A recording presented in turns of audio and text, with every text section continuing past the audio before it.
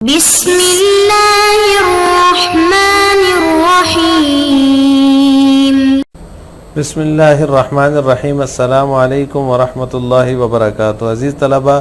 آج التبیان فی علوم القرآن کا سبق نمبر 176 ہے، اور اس سبق کے اندر ہم رحم مادر میں بچے کی جلیاں اور ہواؤں کے ذریعے بار آوری، یعنی رحم مادر میں بچے کی کتنی جلیاں اور پردے ہوتے ہیں، اور اسی طرح جو ہے وہ ہواؤں کے ذریعے جو ہے وہ میلاب کا جو تصور ہے اس کی کیا تفسیر ہے، ان دونوں چیزوں کی تفصیل ہم آج کے سبق میں پڑھیں گے۔ گزشتہ سبق میں ہم نے ہر چیز میں جوڑے کا وجود پڑھا تھا، تو آج کے سبق میں ہم رحم مادر میں بچے کی جلیاں کتنی ہوتی ہیں۔ سائنسی طور پر یہ ثابت ہے کہ بچہ رحم مادر میں 3 جلیوں میں گرا ہوتا ہے،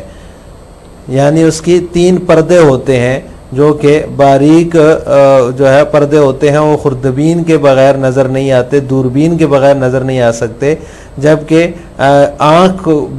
جو ہے وہ ظاہری آنکھ صرف ایک ہی پردہ اس کا دیکھ سکتی ہے۔ ان تینوں پردوں کے ایک تو پہلا پردہ ہوتا ہے ممبرین سیل، پہلی مادری شکمی دیوار جس کو کہتے ہیں، اور دوسرا ہے رحمی دیوار ہے، اور تیسرا غلاف جنین ہے، جلی جو سب سے اوپر ہوتی ہے، جو نظر آ رہی ہوتی ہے، بندہ سمجھتا ہے کہ یہی ایک پردہ ہے جنین کا، حالانکہ اس کے نیچے 2 اور پردے موجود ہوتے ہیں۔ یہ جو سائنسی تحقیق ہے، اس کو قرآن کریم نے جو ہے وہ اس کو قرآن کریم کی تائید اس کو حاصل ہے۔ جدید طب نے اس کو ثابت کیا ہے، جب سے مشین ایجاد ہوئی ہے، مشینوں کے ذریعے جب معائنہ ہونے لگا رحم مادر کا، تو پتہ چلا کہ 3 جلیاں ہوتی ہیں، 3 پردے ہوتے ہیں۔ تو اس کی تائید جو ہے وہ قرآن کریم میں موجود ہے۔ یخلقکم فی بطون امہاتکم خلقا من بعد خلق فی ظلمات 3 ذالکم اللہ ربکم لہ الملک۔ وہ تم کو ماؤں کے پیٹ میں ایک کیفیت کے بعد دوسری کیفیت پر بناتا ہے 3 تاریکیوں میں، یہ ہے اللہ تمہارا رب، اسی کی سلطنت ہے۔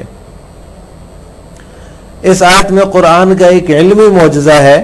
اس میں قرآن نے اس بات کی خبر دی ہے کہ رحم مادر میں بچے کے گرد 3 پردے ہوتے ہیں، فی ظلمات 3۔ یہ ظلمات 3 سے جن کو قرآن نے تعبیر کیا ہے، کیونکہ پردہ ایک ایسی رکاوٹ ہوتی ہے، ایسا جو ہے وہ مانع ہوتا ہے جو بچے سے نور اور روشنی کو روک کر کے رکھتا ہے۔ اور ظلمات جو ہے وہ جدید سائنس میں 3 پردے ان کو کہا جاتا ہے جو بچے کے اوپر ہوتے ہیں۔ پہلے کو ممبرین سیل کہتے ہیں، دوسرے کو رحمی دیوار ہے، تیسرا غلاف جنین ہوتا ہے، جو بظاہر نظر آ رہا ہوتا ہے کہ یہ ایک ہی ہے، حالانکہ وہ ایک نہیں ہوتا، اس کے نیچے 2 اور پردے بھی ہوتے ہیں۔ تو اللہ تعالیٰ نے اس آیت کے اندر اسی کی طرف اشارہ کیا، فی ظلمات 3 تاریکیوں میں، تو اس سے مراد یہی 3 جلیاں ہیں، یہ 3 پردے ہیں۔ دوسرا جو عنوان ہے آج کا، وہ ہے ہواؤں کے ذریعے عمل بار آوری، یعنی ہواؤں کے ذریعے سے جو ہے وہ ملاپ کروانا نر اور مادے کا۔ جیسا کہ ہم نے گزشتہ سبق میں پڑھا کہ ہر چیز میں جوڑے کا وجود ہے، یہاں تک کہ نباتات اور جمادات میں بھی ہے، تو اس میں پھر نباتات اور جمادات میں یا جیسے پھلدار درخت ہیں، تو ان میں یہ کیسے ہوتا ہے، نر اور مادے کا ملاپ کیسے ہوتا ہے، عمل باراوری جسے کہا جاتا ہے۔ تو جدید سائنس سے یہ بات ثابت ہے کہ ہوا کھجور، انجیر اور اس کے علاوہ دیگر پھلدار درختوں میں نر اعضاء کو مادہ اعضاء کی طرف منتقل کرتی ہے، یعنی نر اعضاء مادہ اعضاء کی طرف ہوا کے ذریعے سے منتقل ہوتے ہیں، اور پھر ان کے ملاپ کے بعد وہ پھل دیتے ہیں، وہ پھلدار درخت جیسے کہ کھجور ہے، انجیر ہے، اور اس طرح دیگر جو پھلدار درخت ہیں جتنے بھی ہیں، آپ اس کا تصور کر لیں، ان سب کے اندر یہی ہوتا ہے کہ ہوا کے ذریعے سے ان کا نر اور مادہ کا ملاپ ہوتا ہے، پھر اس کے بعد ان کے اندر پھل پیدا ہوتے ہیں۔ اللہ تعالیٰ کی کتنی عجیب شان ہے کہ اللہ تعالیٰ ان کو جو ہے وہ اس طرح سے ان سے پھل پیدا فرماتے ہیں۔ تو یہی جو پہلو ہے، اس کو آیت کریمہ میں اس طرح بیان کیا گیا ہے، وَأَرْسَلْنَا الرِّيَاحَ لَوَاقِحَ فَأَنزَلْنَا مِنَ السَّمَاءِ مَاءً فَأَسْقَيْنَاكُمُوهُ وَمَا أَنْتُمْ لَهُ بِخَازِنِينَ۔ اور ہم ہی ہواؤں کو بھیجتے رہتے ہیں جو کہ بادلوں کو پانی سے بھر دیتی ہیں، پھر ہم ہی آسمان سے پانی برساتے ہیں۔ فَأَسْقَيْنَاكُمُوهُ، پھر وہ پانی تم کو پینے کے لیے دیتے ہیں، اور تم پانی اتنا جمع کر کے نہ رکھ سکتے تھے، اور تم پانی اتنا جمع کر کے نہیں رکھ سکتے تھے، تو یہ جو وارسلنا الرياح لواقح فانزلنا من السماء ماء فاسقيناكم ہے، تو اس سے پتہ چلتا ہے کہ ہواؤں کے ذریعے سے اللہ تعالیٰ عمل بارآوری کا جو عمل ہے یہ مکمل فرماتے ہیں، اور پھر وہ یہ جو نباتات ہیں یہ پھل دیتے ہیں۔ سادساً اغشیۃ الجنین، ثبت علميا ان الجنین فی بطن امه محاط بثلاثة اغشیۃ وهذه الاغشیۃ لا تظهر الا بالتشریح الدقیق وتظهر بالعین المجردة كأنها غشاء واحد، وهذه الاغشیۃ هي التي تسمى الغشاء المنباری والخربون واللفائفی، وهذا ما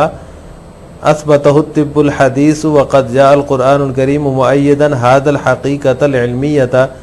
هذه الحقيقة العلمية، وذلك في سورة الزمر في قوله جل وعلا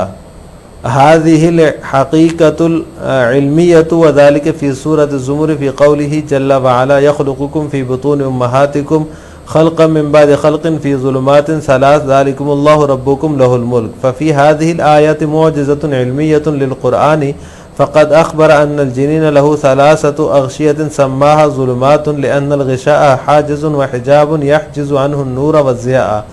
وهي في العلم الحديث ثلاثة أغشية۔ چھٹی چیز ہے رحم مادر میں بچے کی جو ہے وہ جھلیاں یا پردے۔ یہ بات سائنسی طور پر ثابت ہوئی کہ بچہ اپنی ماں کے پیٹ کے اندر 3 پردوں میں گرا ہوتا ہے، اور یہ پردے باریک جو ہے وہ خردبینی تجزیے کے سوا نظر نہیں آ سکتے۔ وتظہر بالعین المجردہ، جبکہ محض آنکھ سے ایک ہی پردہ دکھائی دیتا ہے، اور ان تینوں پردوں کے نام ہیں الغشاء المنباری، ممبرین سیل یعنی پہلی مادری شکمی دیوار، اور دوسری رحمی دیوار، اور تیسری غلاف جنین یا جلی۔ اور یہ وہ حقیقیت ہے جسے جدید طب نے آشکارا کیا، اور قرآن کریم بھی اس سائنسی حقیقت کی تائید میں وارد ہوا، اور یہ بات سورہ زمر میں اس فرمان الہی میں موجود ہے، یخلقکم فی بطون امہاتکم، اور تم کو ماؤں کے پیٹ میں ایک کیفیت کے بعد دوسری کیفیت پر بناتا ہے 3 باریکیوں میں، یہ ہے اللہ تمہارا رب، اسی کی سلطنت ہے۔ ففی هذه الآیت معجزۃ علمیۃ للقرآن، چنانچہ اس آیت میں قرآن کا ایک علمی معجزہ نظر آتا ہے۔ اس میں قرآن نے اس بات کی خبر دی ہے کہ رحم مادر میں بچے کے گرد 3 پردے ہوتے ہیں جنہیں ظلمات سے تعبیر کیا، کیونکہ یہ پردہ ایسا معنی اور رکاوٹ ہے جو بچے سے نور اور روشنی کو روکتا ہے، اور ظلمات جدید سائنس میں 3 پردے ہیں۔ سابعاً التلقیح بواسطۃ الریاح، اثبت العلم الحدیث ان الهواء ينقل الاعضاء المذکرة الى المؤنثة في النخيل والتين وغيرها من الاشجار المثمرة، فيكون التلقيح بواسطة الرياح والهواء، وهذه الناحية العلمية تحدث عنها القرآن الكريم في قوله جل ثناؤه وارسلنا الرياح لواقح فانزلنا من السماء ماء فاسقيناكموه وما انتم له بخازنين، وهذا سبق للقرآن في الحقائق العلمية الثابتة، وهذا سبق للقرآن في الحقائق العلمية الثابتة مما يدل على صدق النبوة۔ 7ویں چیز ہواؤں کے ذریعے عمل بار آوری۔ جدید سائنس نے یہ ثابت کیا ہے کہ ہوا کھجور، انجیر اور اس کے علاوہ دیگر پھلدار درختوں میں نر اعضاء کو مادہ اعضاء کی طرف منتقل کرتی ہے، لہٰذا یہ باراوری ہواؤں کے ذریعے انجام پاتی ہے۔ وہذه الناحیۃ العلمیۃ، اور اسی سائنسی پہلو کو قرآن نے اس ارشاد خداوندی میں بیان کیا ہے۔ اللہ تعالیٰ کا ارشاد ہے وارسلنا الرياح لواقح فانزلنا من السماء ماء فاسقيناكموه، اور ہم ہی ہواؤں کو بھیجتے رہتے ہیں جو کہ بادلوں کو پانی سے بھر دیتی ہیں، پھر ہم ہی آسمان سے پانی برساتے ہیں، پھر وہ پانی تم کو پینے دیتے ہیں، اور تم اتنا پانی جمع کر کے نہ رکھ سکتے تھے۔ وَهَذَا سَبْقٌ لِلْقُرْآنِ، یہ جو ہے وہ سائنسی جو ہے وہ حقیقیت کے اندر جو ہے وہ یہ قرآن کریم کی سبقت ہے، مما يدل علی صدق النبوت، جو کہ آپ صلی اللہ علیہ وسلم کی نبوت کی سچائی پر دلالت کرتی ہے۔ لہٰذا آج کے سبق کا خلاصہ یہ ہوا کہ ہم نے 10ویں فصل قرآن کریم کے سائنسی معجزات کے بیان کے تحت